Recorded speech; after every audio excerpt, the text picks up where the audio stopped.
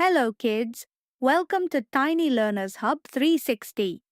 Are you ready for a fun story? Let's begin. Today's story is The Golden Egg. Hello, kids.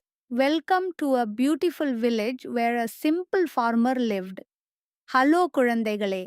ஒரு அழகான கிராமத்தில் ஒரு எளிய விவசாயி வாழ்ந்தார்.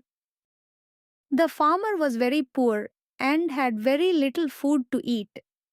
அந்த விவசாயி மிகவும் ஏழை, சாப்பிட உணவும் மிகவும் குறைவாக இருந்தது.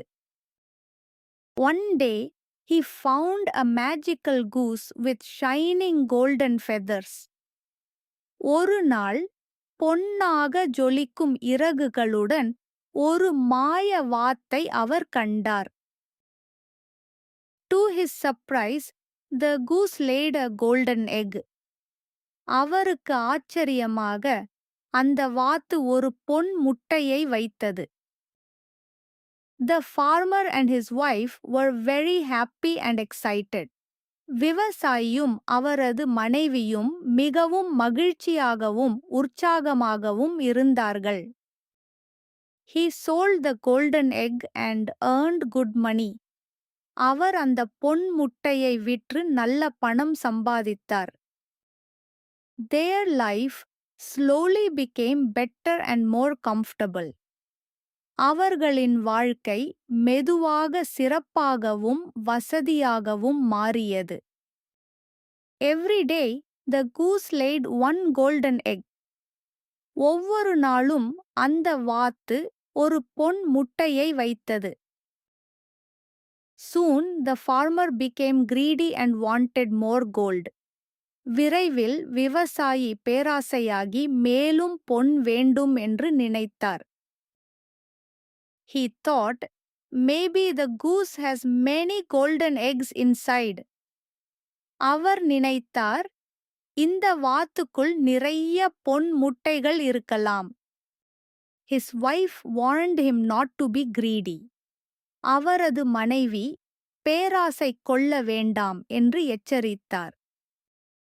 But the farmer did not listen and made a bad decision. ஆனால் விவசாயி கேட்கவில்லை. ஒரு தவறான முடிவை எடுத்தார். He opened the goose but found nothing inside. அவர் வாத்தை திறந்தார். ஆனால் உள்ளே எதுவும் இல்லை. The farmer felt very sad and realized his mistake. விவசாயி மிகவும் வருந்தி தனது தவறை உணர்ந்தார். Now he had no goose and no golden eggs. இப்போது அவரிடம் வாத்தும் இல்லை, பொன் முட்டைகளும் இல்லை. He remembered his happy days and felt full of regret. அவர் தனது மகிழ்ச்சியான நாட்களை நினைத்து வருத்தமடைந்தார். Greed had taken away everything he had. பேராசை அவரிடம் இருந்த அனைத்தையும் பறித்துவிட்டது. The moral of the story is, don't be greedy. Be happy with what you have. இந்த கதையின் நெறி, பேராசை கொள்ளாதீர்கள். உங்களிடம் இருப்பதிலேயே மகிழ்ச்சியாக இருங்கள்.